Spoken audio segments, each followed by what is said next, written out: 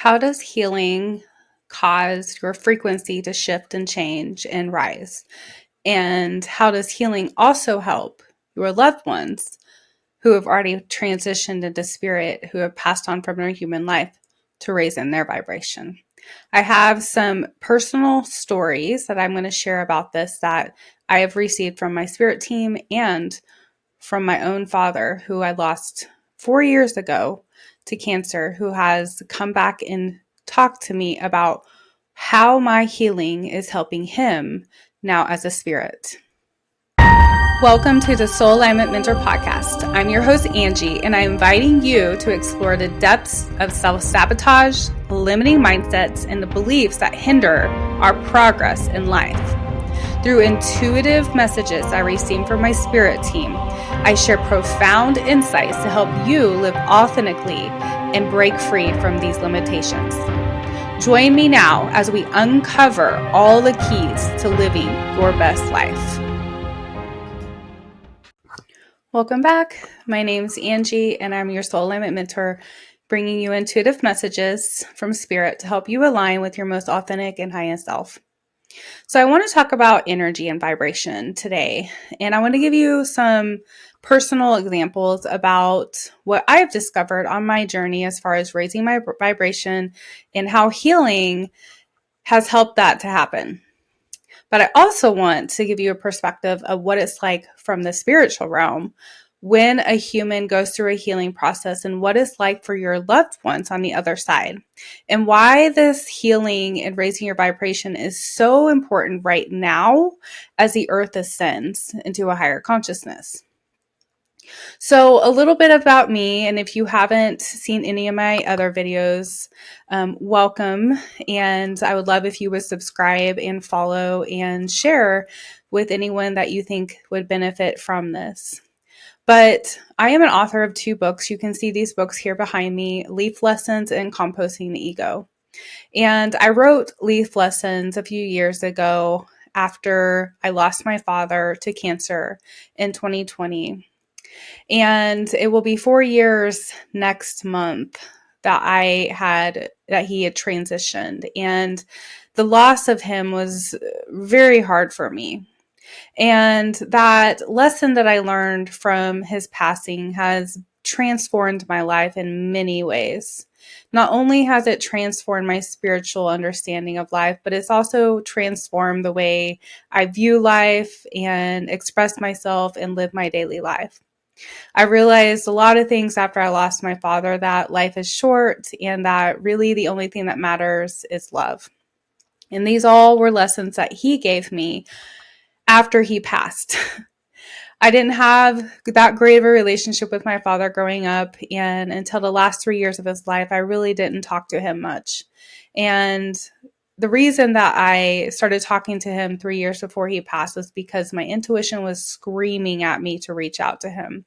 I could not deny that something was saying, you need to talk to your father.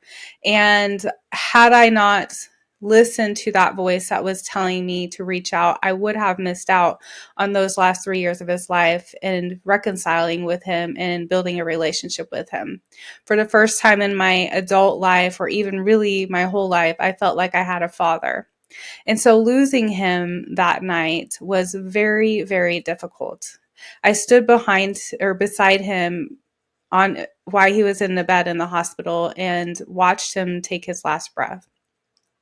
I still remember that day very clearly, and I won't give you all the details, but basically the way the day went was I was beside him all day long because just 5 days prior to that, I had lost my job, and I was devastated. COVID had shut the world down as well, and I was feeling pretty lost, and I knew that this was going to be the last day I saw my dad here on earth. So I determined to stay with him that day. That night, it was just me and my stepmother with him in the room. And as I stood beside him and watched him slowly breathe as best he could, something in me knew, and in just a second, he was going to be transitioning. So I began to rub his shoulder and pull his gown up to see if he was cold or not. And he kept making some movements looking at me. And I wasn't sure if he was trying to tell me something or if something was happening in his body. And as I watched, something in my intuition said, this is it. This is time. And my stepmother was across the room when this was going on. And I called to her and said, Dad is about to pass. And she said, no, it's okay. He's fine. And I said, no, he is about to leave. He's about to leave the earth. And she dismissed me again. And I got a little firm with her the third time. And I said, no, this is it. Dad is going to leave. I have no idea how I knew that, but I did. And he looked at me, and she walks over and she stands beside him, and she turns to look at her, and they look each other in the eyes. And then he slowly closes his eyes and leaves. I still remember everything about that moment. And I still remember how my intuition told me what was going to happen. And ever since that moment, I have worked to listen to my intuition more and to be more present and to allow my higher self to guide me. After he transitioned into spirit, I didn't really have much contact with him as far as like him being a spirit and me being a human here on earth. But he did begin to speak with me, and I began to hear his voice. One of the first things that he came to me and said was, I love you. I've always loved you. Since the day I saw you, I loved you. And that was healing for my heart, because there were times in my life I didn't think he did. After this first connection that I had with him, things started to amplify. And he began to visit me quite often. I had out-of-body experiences with my father, and you can read about some of those in my book, Leaf Lessons. But the experience I want to talk about today is the day that he talked to me about what was going on for him on the other side and what he was experiencing as I was going through my own healing process here on earth. You see, before he passed, I had already had my spiritual awakening in 2016, and I was working on healing and awakening and deconstructing all the thoughts that I'd had prior. And it was really difficult to go through all that. But I knew that I had to. I had to face all the pain that I had in my body. I had to face the trauma. I had to let myself remember and see the things that I had experienced. But I also had to face my own patterns, the trauma responses I had created in my life to protect myself. I had to see my own discomfort and the way I treated people. I had to see things in myself that were not easy to see, but I knew I had to see them in order to heal. And so I began the process of diving into my own pain.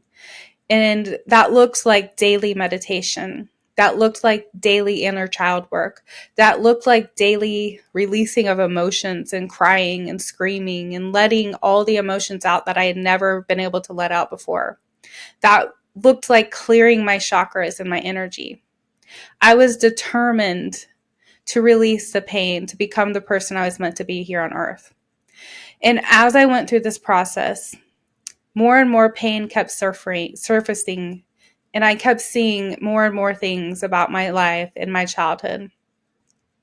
There was a day I was meditating, and I was going through some of the things I'd been through in my life, releasing them, experiencing the feelings of them, working with my inner child. And my dad shows up, and he begins to speak to me in this meditation. And he starts to tell me about what he's experiencing on the other side as he's going through his process of transitioning back into the higher dimensions and realms. And he shares with me that he realized after he transitioned that the judgment that humans think spirits go through that is based out of religion was not true. And that he was on the other side looking at his own life and in judging himself and doing a life review of all the things that he experienced, but all the things he caused everyone around him to experience as well, based on how he interacted with them. And he realized the pain that he had caused me when he was a human. And he wanted me to heal that. And he was very clear to me that day that he was very sorry, and that he wanted me to release the pain and to forgive him. What was interesting about this moment is when I heard this from him, I told him, Dad, I've already forgiven you. I forgave you 3 years ago before you passed. The forgiveness is in my heart towards you. I've already done the work of forgiving you. And then he came back with the answer and he said, no, Ange, that is not what I mean. I don't mean to voice forgiveness and just say that you have and believe that you have in your heart. I mean, I need you to actually forgive and heal from the pain that I caused you. I need you to see the pain that I had put in your heart, the experiences that I created in your life that made you feel unseen, unheard, unloved. I need you to heal from that. And that is going to be what raises your vibration. And as you go through that process and you fully let go of the pain and you allow yourself to heal and forgive me completely and deeply through the energetic release of the pain, you not only are going to be raising your vibration, you are going to help me raise in mine. Because when you release the pain as a human, you help me release the karmic cycle that I have continued in the family line and passed down to you. So when you heal something here on earth that another loved one caused you, the pain that they may have caused you, you're not just healing yourself. You are helping that loved one also release that trauma and that karmic energy they took with them into their soul. You're helping them to raise in their vibration. You're helping them to take on a new role in the spirit realm. You're helping them to be able to be free of that cycle that has continued in the family line, so that if they decide to come back to earth, they will not come back to repeat that pattern. If you know anything about trauma and you've been in trauma, you know that the trauma in your family likely has been happening for very, very, very long time, for centuries even, from your grandparents to theirs and so on. The patterns have been passed down for many, many generations. And so now that we're ascending into new earth, and now that the frequency of the earth is shifting, and now that humans are shifting into a higher consciousness, is time to release the karmic cycles and traumas that have been passed down for generations. And so each time you go inward and you release the pain for yourself, you're not just releasing the pain for you, you're releasing the generational cycles and the patterns that have been created in your family line. And this is very powerful. As I went through the process of releasing this pain and allowing myself to see the pain and experience the pain and acknowledge my dad had hurt me, it was hard. Part of me didn't want to do that because I felt like maybe I'd hurt my dad more. Now that he's dead, why should I continue to look at this? Why should I let this be a part of my healing process? I really was resistant to going this deep into this part of my life. I wanted to make excuses. But the more I did it, the more I released the pain, the more I let myself see the pain that he had caused me. And the more I forgave him and the more I healed, the more I felt my energy shifting and my vibration shifting, and the more open I became to having connection with him in his spirit. And I do believe that partly because of the healing I've done and the ability to help him raise in his frequency, he's been able to take on that role of being one of my spirit guides here on earth to help me ascend into my highest self and my consciousness here, why I am still human. Because of the karmic cycle being able to release, that energy won't be passed down again if he so chooses to become a human again. And that makes me very happy. And that gives me freedom to know that my healing goes far beyond myself. And that my healing is transforming the energy, not just in me, but around me. And my vibration is rising so that I can provide healing for other people as well. And my energy is transitioning into a different frequency and light that can help other people see their darkness so that they can release those pains and energies, and they can also help their loved ones do the same. Now, the hard part about this is sometimes we have loved ones that have very much hurt us on the other side. Again, you can read my story in Leaf Lessons, but I went through a lot of trauma growing up. And the forgiveness that I've had to go through in my heart has been very hard. I've had to look at things and understand that some of these things I went through were because my soul wanted to experience the pain of it. And because of those things that I went through, the pain that I experienced, I actually was able to become who I am now. But instead of allowing those things become my identity and the story of my life, I had to turn and face those things, help my inner child to heal, and be able to clear the mirror off to see myself more clearly. To not let all the pollution and trauma and pain of the world that came on me be who I believed I was. I had to stop being a victim. I had to stop believing things were happening to me. And I needed to change my thoughts and believe things were happening for me. When I started working with the universe, with my spirit guides, with my higher self, and started believing that things were always attempting to help me grow, help me heal, help me raise in my vibration, help me become who I'm meant to be here on earth, I stopped the idea that anything outside of me could control me, manipulate me, or cause me to do anything.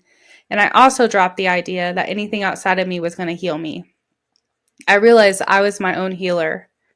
And now I teach other people how to become their own healer because I went through my own healing. And any true healer will go through an initiation of first healing themselves and then helping others to heal. And because the vibrant energy and the frequency of their soul and their spirit and their human essence begins to rise, they're shifting the consciousness not just for themselves, but the world around them, the spirits around them. They're opening up their abilities to connect with higher dimensions. They're opening up their abilities to connect with their own personal spiritual gifts, to hear their intuition. And so each time you go into pain, each time you face your pain, each time you heal from something, you're not just healing yourself and changing yourself. You're raising your frequency. You're changing the vibration of who you are. And this is also helping the ones on the other side in spirit heal and change in their frequency. We are all one energy. And so if one does something, it impacts all things around them. So I want you to know how powerful you are when you decide to take the healing journey. And even though it might feel difficult at times, it is well worth it. And your loved ones have the same message to you as my father had to me. When you heal, you help me raise in my frequency. And that's how we all work together.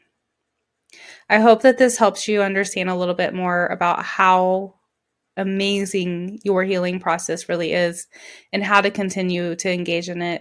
And if you want support with that, reach out to me. Let's do a consultant call.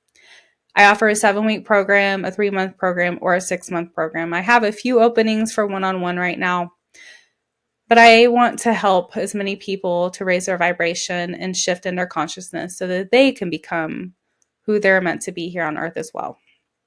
Until we meet again, I wish you all the best day, night, evening, whatever time it is for you. I send you all the universal love. Namaste.